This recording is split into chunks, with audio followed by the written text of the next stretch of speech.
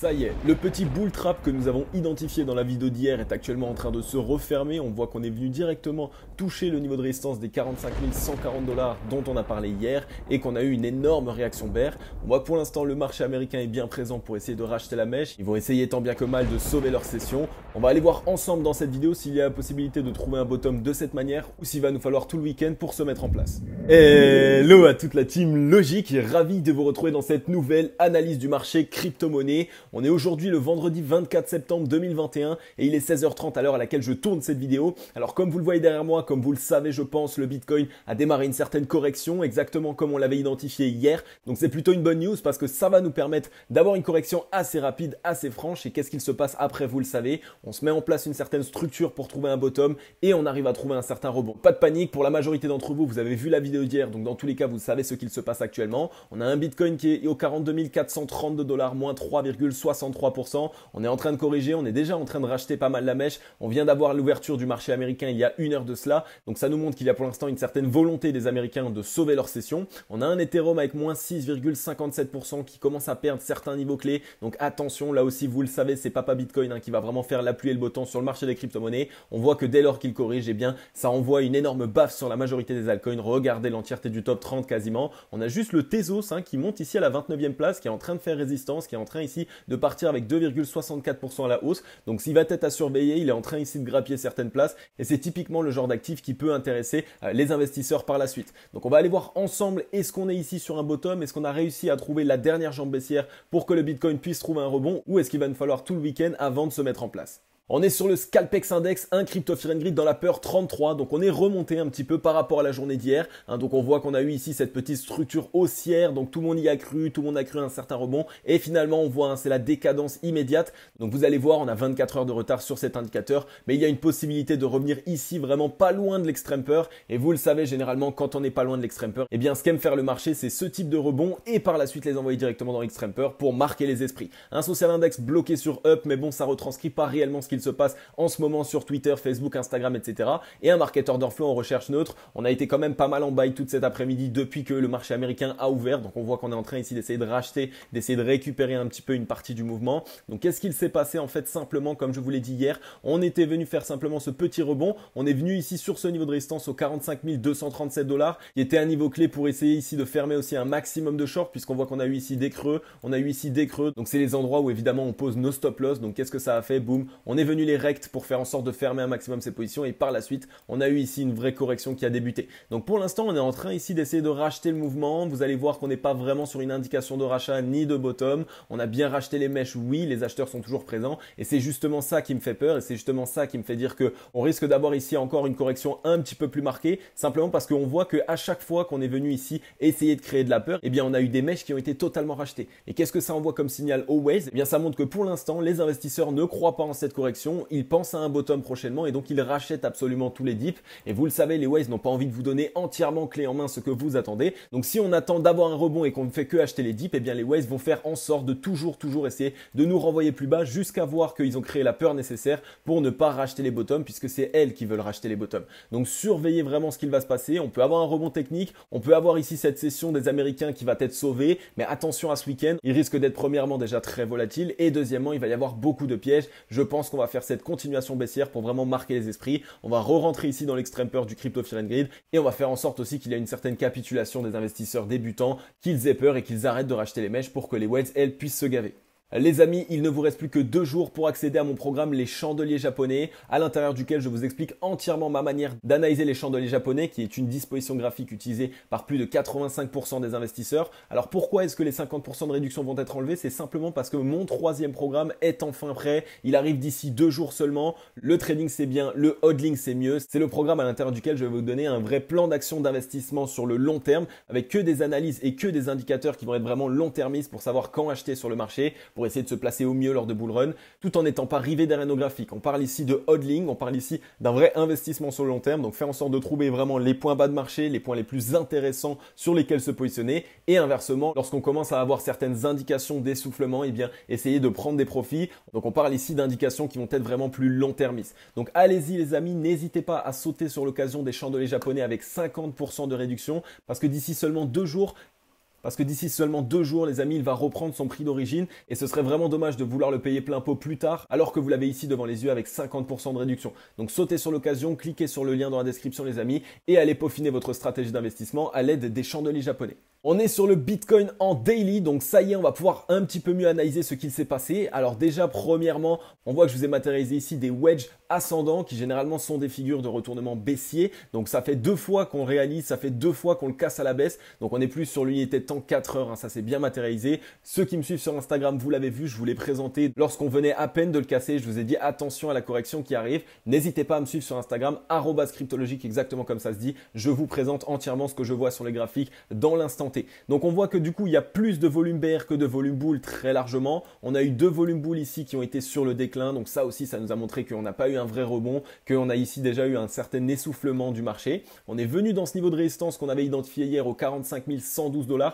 On a directement buté et on est en train de se faire totalement rejeter avec du volume bear. Donc attention, pour l'instant on n'est toujours pas sur une certaine structure de bottom. On voit qu'on était venu chercher ici la fameuse borne basse de cet énorme bull flag dans lequel nous sommes actuellement. Donc quelle possibilité est-ce qu'il y a? Bien ce serait simplement d'aller le rechercher pour créer un double bottom à l'intérieur, pour créer un double bottom dessus directement et par la suite essayer de trouver rebond et cette fois-ci essayer d'aller à l'assaut ici de cette borne haute pour le casser à la hausse. Donc ce serait un petit peu ce que je privilégie ces prochains temps. Pourquoi? Parce que premièrement on voit que ici en fait il y a une énorme zone de rechargement. Donc la zone des 0,382 de Fibonacci, vous le savez, c'est une zone de rechargement pour les acheteurs. Il y a vraiment du monde ici qui aimerait racheter du Bitcoin. En plus de ça, il y a vraiment ici un maximum de positions à venir liquider toutes ces personnes qui s'étaient mis en levier sur cette hausse dès lors qu'on avait eu ce petit dip ici qui avait été racheté immédiatement. Donc là aussi c'est une zone qui va être stratégique pour les whales. Si on veut essayer de faire une petite frayeur, eh bien on vient directement ici, venir attaquer ici tous les stop loss qui pourraient être positionnés, passer juste en dessous pour liquider un maximum de positions short et par la suite essayer de renvoyer le marché à la hausse. En plus, bien évidemment, ça va permettre ici de créer à nouveau de la peur, de créer de la confusion, de faire en sorte qu'il y ait de moins en moins de mèches qui soient rachetées comme on les voit actuellement pour porter le coup de massue, pour faire en sorte que les investisseurs ne croient plus au Bitcoin, ne pensent plus à une certaine hausse et là seulement à ce moment-là, les whales voudront relancer le marché. Donc on a plus de volume bear, on est venu avec la mèche quasiment au 0,5 de Fibonacci, on voit que c'est une zone qui avait déjà été retestée, donc ça ne serait pas stratégique d'essayer de trouver un bottom là-dessus, simplement parce que c'est une zone ici qu'on est déjà venu chercher, donc on a déjà liquidé ici tous les stop loss qui pouvaient se positionner à peu près sur ces niveaux-là. Donc le but pour les whales, si elles voient que le marché est toujours là un petit peu euphorique à vouloir racheter les dips, eh bien ça va être de vraiment enfoncer un peu plus le marché, d'aller faire liquider un maximum de positions longues, d'aller une fois de plus créer de la peur et là à ce moment-là on pourrait essayer de renvoyer le prix à la hausse. Donc attention les amis, ce n'est pas le moment d'entrer en position. En plus de ça, on voit qu'on était venu trouver ici un bottom dans un spike de volume profile et qu'est-ce qui va être bon pour les whales si elles veulent vraiment essayer de liquider certaines positions longues et essayer de porter le coup de massue, de faire peur, eh bien ça va être de venir chercher ici dans ces spikes ici de volume profile. On voit qu'on a des spikes ici au 37 499, on a ici le plus gros spike au 36 000 $. Donc si vraiment on voulait chercher de la frayeur, eh bien ce serait ces zones-là qui seraient directement cherchées par les whales.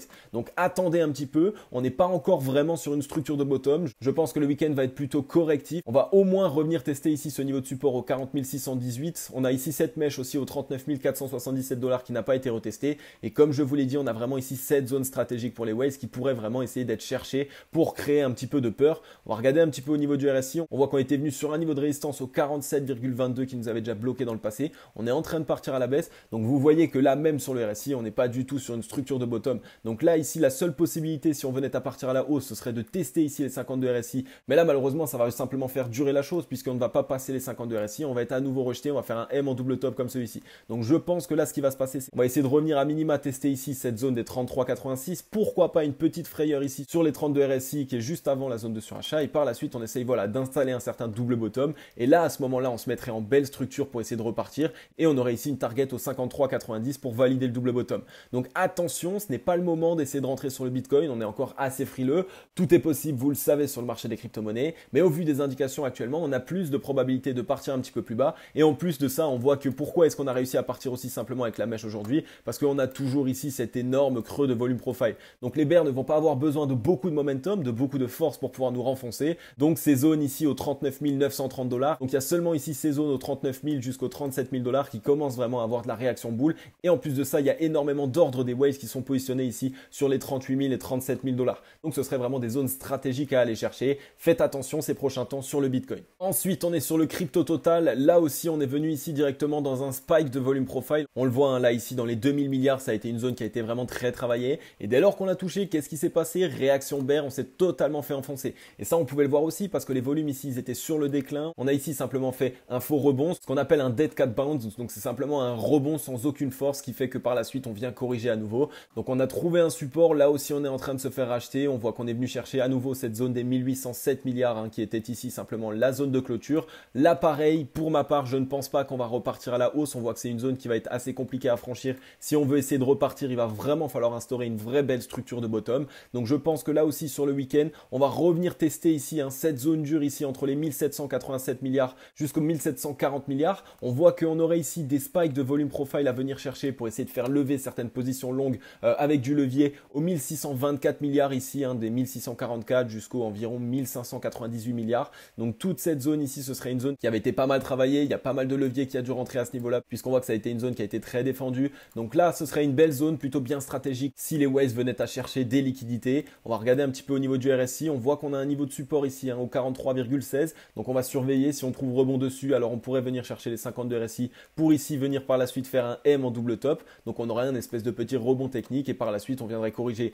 Mais là, une fois de plus, la grande possibilité et ce que je privilégie actuellement, ça va être de plutôt corriger un petit peu plus fortement. Là aussi, on voit qu'on a cette zone au 35-30 et on pourrait même aller chercher pourquoi pas une petite frayeur au 30 et par la suite trouver un certain rebond en double bottom et repartir au-dessus de la zone des 50 de RSI. Donc on va surveiller là aussi sur le crypto total. Là, il faut faire attention parce qu'on voit qu'on a un shop qui est vraiment bien chargé. On est ici sur les 60,16. Donc ça montre qu'il y a de la force qui est disponible et que prochainement, il risque d'y avoir un mouvement puissant. Pour l'instant, on est sous la zone des 2000 milliards psychologiques. Ça montre au bear qu'ils sont plus forts que nous. Donc généralement, hein, c'est vraiment ici à la baisse que va être utilisée toute cette force. Pour l'instant, évidemment aussi, ce qu'il faut regarder, ça va être le dollar, puisque si on veut trouver un bottom sur le Bitcoin, il va falloir trouver une résistance sur le dollar, puisque s'il continue à partir à la hausse, malheureusement, vous le savez, lorsque le dollar part à la hausse, généralement, le Bitcoin a du mal et c'est dans ces moments-là qu'il corrige. Donc pour l'instant, on n'a pas trouvé de résistance qui nous bloque, on est simplement en petite hésitation, mais on voit qu'on commence à avoir de la force bull. Donc cet indicateur va aussi nous permettre d'à peu près savoir quand est-ce qu'on peut trouver un bottom sur le Bitcoin, parce que si on voit qu'on continue comme ça de partir à la hausse et qu'il n'y a aucun souci sur le dollar, alors malheureusement le Bitcoin lui risque d'être un petit peu plus faible. Donc on a un petit niveau de résistance ici au 93,559 en espérant qu'on va le retester et qu'on soit rejeté. Il va vraiment falloir surveiller hein, cet actif puisque s'il part à la hausse, vous le savez, le Bitcoin malheureusement ne va pas pouvoir essayer de trouver un certain bottom. On a des niveaux de résistance au-dessus de la tête aussi sur le RSI, mais c'est plutôt une mauvaise indication parce qu'on est au-dessus des 50 de RSI actuellement. Donc là ça montre que la force est plutôt au bull et qu'on va essayer d'utiliser notre force pour l'emmener vers la hausse. Donc il faut avoir les yeux rivés sur cet indicateur, c'est aussi lui qui va nous permettre de savoir quand est-ce qu'on peut trouver une certaine structure de top sur cet actif. Et au niveau du shop, on est au 50,28, donc on a là aussi un petit peu de force. Donc on espère réellement essayer d'aller chercher un niveau de résistance et par la suite être enfoncé. On pourrait ici essayer de faire ce petit M-top comme ça et corriger. Ça nous ramènerait ici dans la zone des 92,445, voire même plus bas si jamais au 92,116. Ce serait une très bonne indication. Par contre, si on vient casser ici cette zone au 93,451, alors attention, ça peut vraiment permettre à cet actif de partir plus haut. Du côté de Twitter, on a Grégory Raymond qui nous partage un tweet super intéressant, encore une fois de plus sur l'adoption mainstream. News, Twitter permet désormais d'envoyer des pourboires en Bitcoin directement depuis son application, compatible avec Lightning Network pour offrir des transactions quasi instantanées et presque sans frais, seulement sur iOS pour commencer. Donc on est ici dans l'expérimentation et c'est vraiment super intéressant parce que ça va permettre à des millions d'utilisateurs, je crois même de mémoire des milliards d'utilisateurs, de pouvoir de près ou de loin entendre parler du Bitcoin, pouvoir utiliser le Bitcoin et du coup se renseigner pour comprendre un petit peu ce qu'est le Bitcoin. Donc ça peut vraiment avoir un impact très très positif sur le marché des crypto-monnaies, sur son adoption mainstream. J'espère que ça va être vraiment bien vu par la communauté, que tout le monde va se prêter au jeu et qu'il va y avoir une incidence positive sur le marché. Je pense pour ma part que ça va être super intéressant parce que la majorité des utilisateurs Twitter sont jeunes et beaucoup de jeunes se prêtent à la technologie et essayent de comprendre ce qu'il y a derrière. Ok les amis, j'en ai fini avec cette vidéo. Comme d'habitude, j'espère qu'elle vous aura plu un maximum. Voilà. Alors les amis, on va discuter un petit peu en fin de vidéo, ça va être assez court, on va pouvoir un peu expliquer ce qu'il se passe en ce moment. Donc oui, actuellement le Bitcoin corrige, n'ayez pas peur, c'est tout à fait normal. On était parti très très fort aussi, rappelez-vous, lorsqu'on avait trouvé le rebond après la consolidation et après la correction de mai 2021. Donc ça aussi, ça montre que c'est des zones qu'on peut aller rechercher, ça peut aller faire lever des positions, des personnes qui avaient mis leur stop loss directement sur ces zones-là et qui s'étaient mis en levier. Donc pour l'instant, les waves sont simplement à la chasse au stop. Leur but, ça va être de récupérer des liquidités, ça va être de liquider un maximum de positions levier aussi, parce que moins il y a de levier sur le Bitcoin et mieux les waves peuvent s'installer. Donc c'est vraiment ce qu'elles essayent de faire. C'est aussi pour ces raisons que des fois, eh bien, il y a des corrections sur le marché très rapides, très soudaines. Alors vous l'avez vu entre la vidéo d'hier et la vidéo d'aujourd'hui, j'ai vraiment essayé de vous apporter un maximum d'informations pour vous expliquer comment trouver un bottom, comment savoir lorsque c'est un faux rebond ou lorsqu'on est sur un réel rebond et donc une réelle structure de bottom pour se retourner et pour essayer de repartir à la hausse. Et pour l'instant, on n'y est pas. Donc c'est pas catastrophique, c'est pas quelque chose de mauvais sur le Bitcoin. Au contraire, c'est bien qu'on corrige aujourd'hui. Ce serait bien qu'on corrige demain et samedi par la même occasion. Comme ça, par la suite, on peut vraiment essayer de se relancer. Et vous avez sans doute dû le voir aussi, historiquement, le mois de septembre a généralement été très correctif pour après avoir un mois d'octobre vraiment explosif, pour avoir une certaine reprise des institutionnels qui est explosive. On le sait, le marché crypto-monnaie fonctionne par cycle. Donc si on venait à avoir ici simplement une fin de septembre corrective et que par la suite on reprend à la hausse et qu'on essaye d'aller break notre ATH et qu'on aille chercher des targets 100 000, 120 000 dollars, alors je pense qu'on peut se permettre d'attendre cette petite correction. Donc pour l'instant, comme je vous l'ai dit, le fondamental sur le Bitcoin est toujours aussi bon. On n'est pas en train d'entrer en bear market, on a toujours des niveaux de support qui sont clés en dessous de nous, mais les waves essayent d'aller simplement à la chasse au stop, essayent simplement d'aller récupérer des liquidités et enlever un maximum de levier sur le marché. Donc voilà, en tout cas, faites attention à ce que vous faites attention à vos trades ces prochains temps, et essayez plutôt de laisser le marché se calmer, comprendre ce qu'il se passe, et à ce moment-là, pourquoi pas essayer de buy the dip comme on dit. Normalement, la majorité de la team logique n'a pas acheté le rebond d'hier, puisque on en a parlé dans la vidéo, on en a parlé sur Instagram, on en a parlé un petit peu partout, donc bravo à vous. Et si toi qui regardes cette vidéo, si tu es tombé dans le piège, eh bien c'est que tu n'es pas encore abonné, c'est que tu n'as pas encore rejoint la team logique. Donc je t'invite à simplement prendre 3 petites secondes, à cliquer sur le petit bouton s'abonner, active la cloche, et comme ça ces prochaines fois, tu éviteras de tomber dans ces pièges, puisque je réalise une analyse du marché crypto-monnaie par jour dans laquelle je t'explique ce qui se passe sur le marché des crypto-monnaies. Je te mets en avant la tendance qui se dessine sur le Bitcoin, sur les altcoins. Je te présente des news et des actualités. Et évidemment, ce que vous kiffez le plus, je vous analyse des projets qui sont de superbes dispositions pour réaliser les meilleurs profits possibles. Donc n'hésite pas à rejoindre la grande team logique. On est plus de 8500 abonnés. C'est incroyable, ça me fait super plaisir. J'ai hâte qu'on soit 10 000 comme d'habitude. Donc voilà les amis, en tout cas, je vais vous souhaiter à tous et à toutes une agréable journée ou une agréable soirée. C'était Cryptologique. Ciao, bye bye.